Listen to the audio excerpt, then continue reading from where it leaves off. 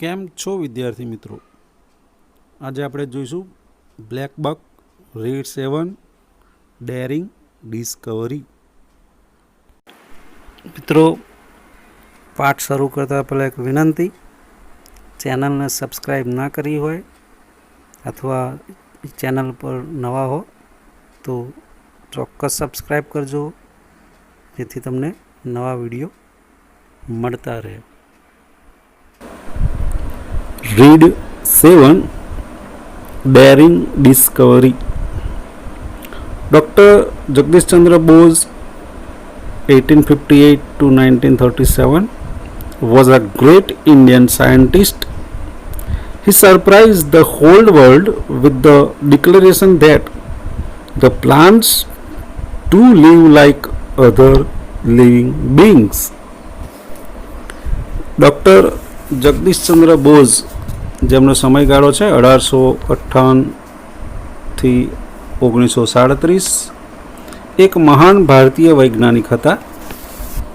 બીજા જીવંત પ્રાણીઓની પેઠે વનસ્પતિ પણ જીવે છે એમ જાહેર કરીને તેમણે સમગ્ર વિશ્વને અચંબામાં મૂકી દીધેલું. He also discovered that like other living beings, plants are also hurt and shocked. By another experiment, he also showed that the plants could also be made unconscious by some strong intoxicant, means poisonous chemicals. With his experiments, a new world of plant kingdom was discovered. એમણે એવી પણ શોધ કરી કે બીજા જીવંત પ્રાણીઓની માફક વનસ્પતિના છોડને પણ ઈજા થાય છે કે આઘાત લાગે છે. બીજો એક પ્રયોગ કરીને એમણે એમ પણ દર્શાવ્યું કે કોઈ તીવ્ર વિષયુક્ત રસાયણ દ્વારા વનસ્પતિને બેભાન કરી શકાય. એમના આવા પ્રયોગો દ્વારા વનસ્પતિ સામ્રાજ્યના એક નવા જ વિશ્વની શોધ થયેલી. In 1902, Dr. Jagdish Chandra Bose wrote many articles about his experiments on plants kingdom. He published them in his book, The Reaction of Living and Non-Living. He also did many experiments to prove that plants act like human and animals. Plants breathe without lungs. They digest food without stomach. They also remain busy in other activities without muscles. Jagdish Chandra બોઝે 1902માં વનસ્પતિ સામ્રાજ્ય પરના પ્રયોગો વિશે અસંખ્ય લેખો લખેલા.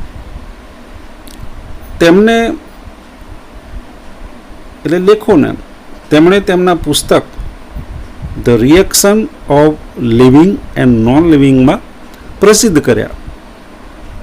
વનસ્પતિના છોડ પણ માણસ અને પ્રાણીઓની જેમ જ વર્તન કરે છે તે સાબિત કરવા તેમણે કેટલાય પ્રયોગો કરેલા.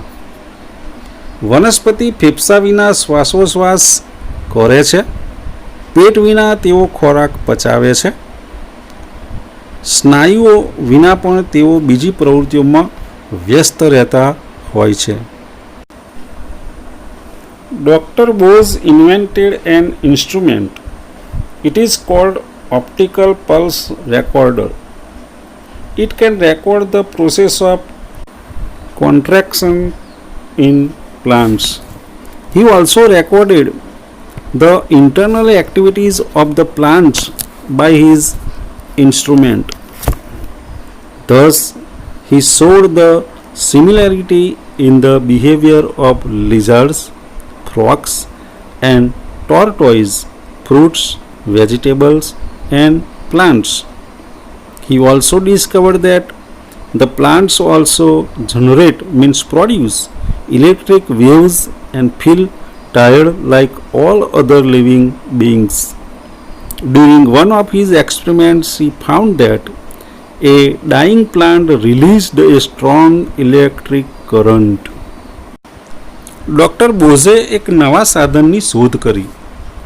તે સાધન ઓપ્ટિકલ પલ્સ રેકોર્ડર કહેવાય છે. વનસ્પતિમાં સંકોચનની પ્રક્રિયાની તે નોંધ કરી શકે છે. આ સાધનથી તેમણે વનસ્પતિની આંતરિક પ્રવૃત્તિની નોંધ પણ કરી. આથી એમણે ઘરોડી, દેડકા અને કાચબા, ફળો, શાકભાજી અને વનસ્પતિ વચ્ચેના વર્તનની સામ્યતા દર્શાવી. વનસ્પતિ વિદ્યુત તરંગો પણ ઉત્પન્ન કરે છે અને અન્ય જીવન પ્રાણીઓની પેટે થાકી જાય છે તેની પણ તેમણે નોંધ કરી. એમના એક પ્રયોગ દરમિયાન એમને એમ પણ માલુમ પડ્યું કે મુરઝાતો છોડ તીવ્ર વિદ્યુત પ્રવાહ રેલાવતો હતો. He also proved that the carbon dioxide affects the life of plant very badly. Excess intake of carbon dioxide can cause death to plants. They can be survived by providing oxygen like human beings. Carbon dioxide છોડના આયુષ્ય પર ખૂબ ખરાબ અસર કરે છે એ પણ તેમણે સાબિત કરી. વધારે પડતો કાર્બન ડાયોક્સાઇડ લેવાથી છોડ મરી જઈ શકે છે. માણસની પેઠે પ્રાણવાયુ પૂરો પાડવાથી છોડને બચાવી શકાય છે. By one of his outstanding experiments, he proved that the plants also feel intoxication on giving some narcotic, means substance causing sleep or drowsiness.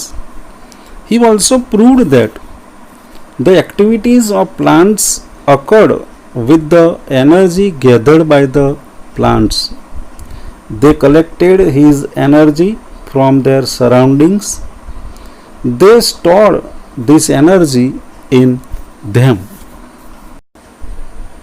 એક વિશિષ્ટ પ્રયોગ દ્વારા એમણે એ પણ સાબિત કર્યું કે નાર્કોટિક મીન્સ નશીલો પદાર્થ આપવાથી છોડને પણ નશો ચડે છે. એમણે એમ પણ સાબિત કર્યું કે છોડે એકઠી કરેલી ઉર્જા વડે તેઓની પ્રવૃત્તિઓ થાય છે. તેમની આસપાસના વિસ્તારમાંથી તેઓ આ ઉર્જા એકઠી કરે છે. તેઓ આ ઉર્જાનો તેમનામાં સંગ્રહ કરે છે.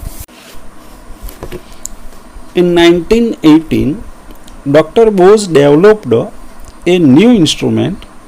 It was called crescograph. It enlarged the movements of the plants 10,000 times. It also noted down the changes occurred in the plant within 1 minute. 1998માં doctor બોઝે કેસ્કોગ્રાફ નામનું એક નવું સાધન વિકસાવ્યું. તે છોડના હલનચલનને 10,000 ગણું વિસ્તારી શકતું. છોડમાં 1 મિનિટમાં થતા ફેરફારોની પણ તે નોંધ કરતું. About Dr. Bose's work, a French thinker, Henry Bergson, said that the Bose work gave speech to the mute plants. His work helped us to understand the plant's world. Now we know what the plants want, when do they suffer, and what pleases them. We can feel the voice and breathing of plants by an instrument. Thus he proved that the plants are living, breathing beings. એક French ચિંતક henry બર્ગસને doctor બોઝના આ કાર્ય વિશે કહેલું કે તેમણે મૂંગા છોડને વાચા આપી. તેમના કાર્યએ આપણને છોડનું વિશ્વ સમજવામાં મદદ કરી. હવે આપણે છોડને શું જોઈએ છે, તેમને ક્યારે વેદના થાય છે અને તેમને શું આનંદ આપે છે તે સમજી શકીએ છીએ. એક સાધનની મદદથી છોડના અવાજની અને શ્વાસ ઉચ્છ્વાસની અનુભૂતિ કરી શકીએ છીએ. આમ તેમણે સિદ્ધ કરી બતાવ્યું કે છોડ જીવિત શ્વાસ લેતા પ્રાણીઓ છે. The World Physics Congress was held in 1900 in Paris. Bose presented his views. The people were surprised at his views. He explained that the physical events could not be confined to any limit. The difference between the living and non-living was not so vast. It was also not impenetrable, means that can't be known by any means, as we mostly thought. પેરિસમાં 1900માં the world physics Congress મળેલી. Doctor બોઝે તેમના વિચારો રજૂ કર્યા. લોકોને તેમના વિચારોથી આશ્ચર્ય થયું. પદાર્થની ઘટનાઓને કોઈ સીમામાં બાંધી શકાય નહીં એ તેમણે સ્પષ્ટ કર્યું. જીવંત અને જળ વચ્ચેનો તફાવત બહુ મોટો નથી. આપણે મોટા ભાગે માનીએ છીએ તેમ તે અભેદ છે તેવું પણ નથી. The people of those time did not consider his views authentic, means to be true. They called his views meaningless. So Dr. Bose published his experiments. He also gave practical demonstrations. Then people were greatly amazed. એ સમયના લોકો તેમના વિચારોને પ્રમાણભૂત માનતા નહોતા. તેમના વિચારોને તેઓ અર્થહીન માનતા. તેથી ડૉક્ટર બોઝે તેમના પ્રયોગોને પ્રકાશિત કર્યા. તેમણે પ્રયોગોનું પ્રત્યક્ષ નિદર્શન પણ કર્યું. લોકોને ભારે આશ્ચર્ય થયેલું. આજે પણ મિત્રો તમે જગદીશચંદ્ર બોઝના અભ્યાસની પ્રયોગોની પુસ્તકની કોઈને ખબર ના હોય અને આપણે એમ કહીએ વૃક્ષો શ્વાસ લે છે, વૃક્ષોમાં પણ જીવ હોય છે, તો આપણી વાતને હસી નાખે, સાચું પણ માને નહીં.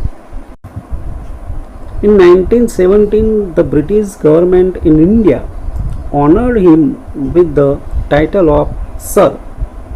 On his 59th birthday, Bose founded a research institute in Kolkata, means Calcutta.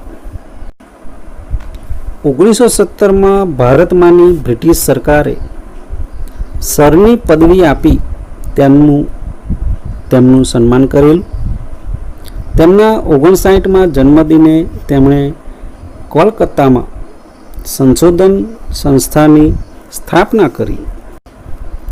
Dr. Bose believed that the whole nature is full of life and feelings. The nature expresses itself in mysterious ways. We can communicate with it if we understand it correctly. આખી એ કુદરત જીવન અને સંવેદનાથી ભરપૂર છે એમ doctor Bose માનતા હતા. કુદરત ગહન રીતે પોતાની અભિવ્યક્તિ કરે છે. આપણે જો તેને સાચી રીતે સમજીએ તો આપણે તેની સાથે સંવાદ સાધી શકીએ. મિત્રો, આજનો વિડીયો તમને ગમ્યો હોય તો લાઈક કરજો, શેર કરજો અને મારી ચેનલ સબસ્ક્રાઈબ ના કરી હોય તો સબસ્ક્રાઈબ કરજો. Thank you very much. ખૂબ ખૂબ આભાર.